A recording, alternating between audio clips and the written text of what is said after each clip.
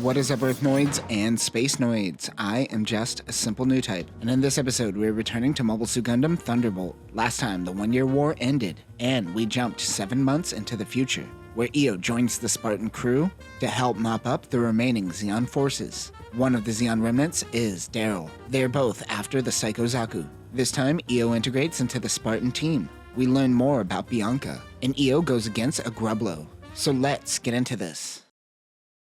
Daryl and the Guys take on the monks of the Nanyang or South Seas Alliance. Zeon is surrounded. They need to pull out fast. Daryl met with their contact. Now they need to fall back. He's in Daryl's mobile suit cramped up underneath his feet. This is Petty Officer First Class Pedro Garcia. He tells them that Sexton and the Nanyang Alliance have the Psycho Zaku, but it is not ready. It is in its final stages. He says they are a cult and their believers are quite faithful. They can't get their hands on the reused P device. Look at this little rat. These plumes of smoke are so dramatic I thought this was a giant flamethrower. Why is it not a giant flamethrower? They begin a volley of missiles towards Daryl and his team. Jim Ground Type Cs rush them on the river. The RGM-79CG Jim Ground Type C is a ground combat variant of the Type C Jim made by the Federation and used by the Nanyang or South Seas Alliance, along with the Spartan crew. This particular loadout uses the float equipment which allows it to skirt on water. Weapons include a beam saber, an assault rifle used by the Atlas, a long-range beam rifle, a handheld missile tube, and a shield. The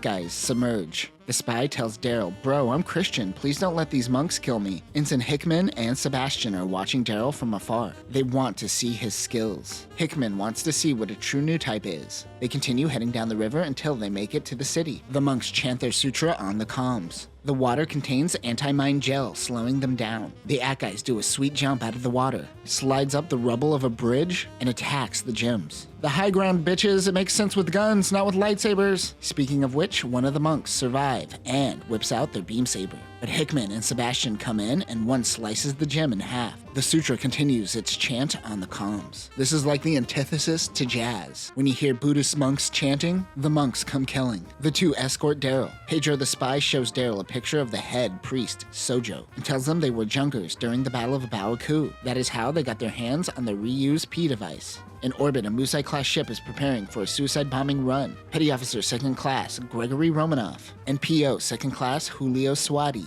The commander says, "Finally, you cripples could be of use. Go die for your country as heroes instead of freaks. Have some cheese and this medal as a farewell." What a backhanded little bitch. The Komsai launches from the Musai. The Thunderbolt Komsai is a fat boy. They begin re-entry. With their payload, they plan on re-entering Earth's atmosphere and ramming into the Spartan. The two smoke a cigar and talk about the rumors of Daryl piloting a mobile suit with no limbs. They enter into the atmosphere to be met with anti-ship guns. The Komsai picks up speed. However, Io says not today. He uses his beam saber to slice the Komsai in half, and it crashes into 2 pieces. The Zeon remnants have to flee the Earth sphere. Atlas returns to the Spartan. Also, they didn't even try to stop those 2 pieces from hitting Earth. At that speed, it still has the power of a hydrogen bomb.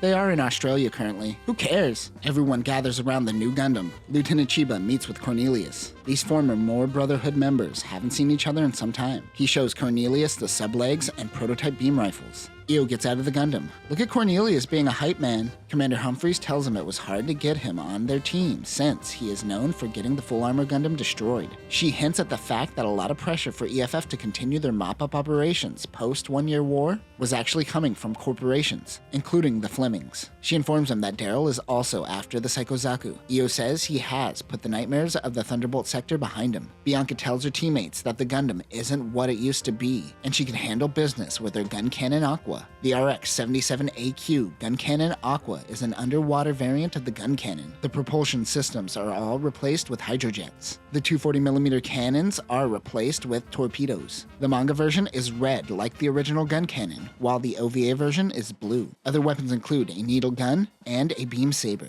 This retains the core block system. Bianca's teammates don't like Io and thinks he is pompous. Io and Cornelius are finally reunited. He gives Io a new radio and tells him not to lose it. Meg says she kind of likes the new pilot. Meg is a bridge crew member. Captain Pike is apparently her uncle. As the Spartans take off, a Mad Angler class follows them. We start this next chapter in the middle of a battle. Bianca gets out of her gun cannon Aqua to chase down a Zagok pilot on foot. She finds him and gets him in her sights. But behind her comes a squad of Zagoks. The MSN-07 Zagok Thunderbolt version is a mobile suit used by the Kaufman team. This has ball joints and its legs are modified to handle extreme cold. This is in part due to the spikes on the feet. It is also capable of hovering. The manipulators are replaced with iron claws. The megaparticle cannon is replaced with a machine gun. Other weapons include missile launchers. It appears as though the Zagok kills Bianca. 2 hours earlier, Gogs and Zagoks move in on the Spartan crew. The MSM-03 Gog Thunderbolt version is used by Kaufman and is bigger than the Gogs made during the 1 Year War. The legs can bend inward and function as a sled in snowy terrain and water. In the manga, the Gogs use heat claws to slice through ice, while the OVA version uses iron claws. This unit can also use the Frizzy Yard, which is a gel that slows down opponents. It also has a megaparticle cannon. Bianca moves in and attacks the Mad Angler.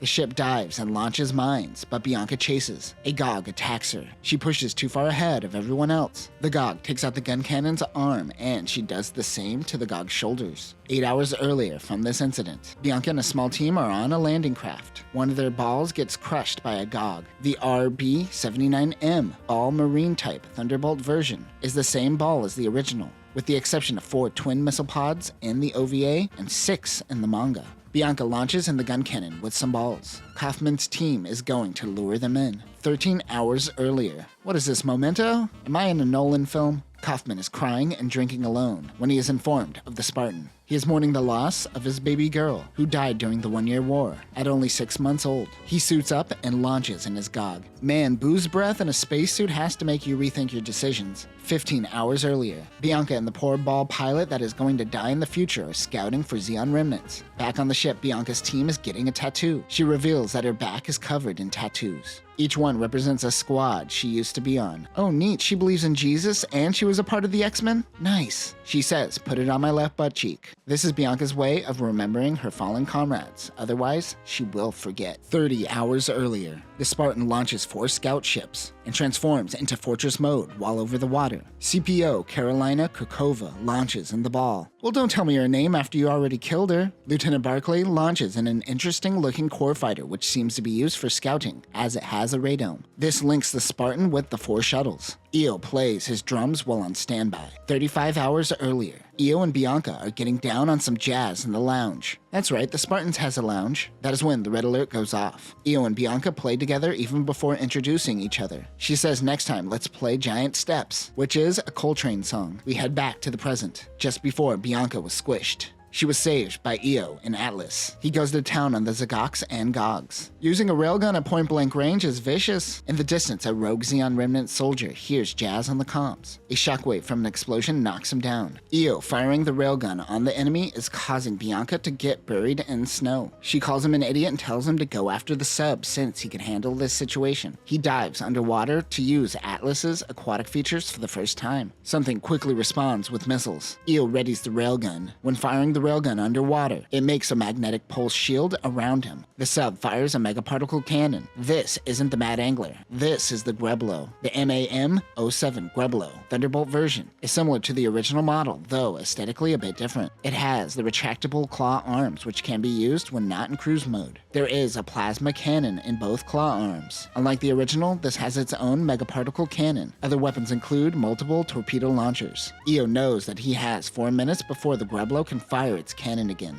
Time to turn up the jazz. The Gublo fires a missile barrage, but Io uses the magnetic shield from the railgun to protect him. The bubbles mess with the Gublo's sonar, allowing Io to get up close and personal. The mobile armor grabs the Gundam and fires the plasma cannon in the arms. Io fires, taking out the right claw, but the railgun is now useless. The Gundam grabs a beam saber. The Gublo is able to fire the megaparticle cannon again, but it misses Io. He stabs the whole of the Gublo and kills the sub. You just been Flanagan Booned. Io's jets are running out and he is sinking. He needs to find a way to the surface. He watches as the pressure crushes the Mad Angler into a ball. Then he whips out 2 beam sabers and points them down. The boiling water propels them upward. As the beam saber battery dies, Bianca comes to save the day. Commander Humphrey says the enemy knew of their ambush, so there must be a spy on board. On the Mad Angler, Kaufman visits the fallen Gublo pilot's room. He prays for his fallen comrade. They too are a part of the Nyanyang Alliance. This religious cult seems to be bipartisan, with both EFF and Xeon joining. Captain Pike is smoking while while writing letters to the families of everyone who was killed in action during this mission. Commander Humphreys burns sandalwood incense. Some mourn, some resort to smoking. But Io and Bianca are just jamming out to some jazz. They don't have time to be sad.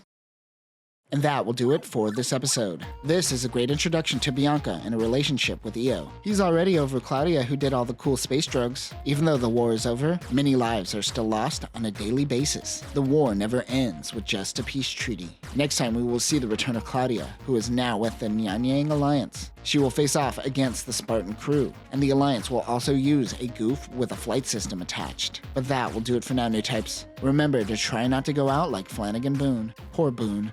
Peace.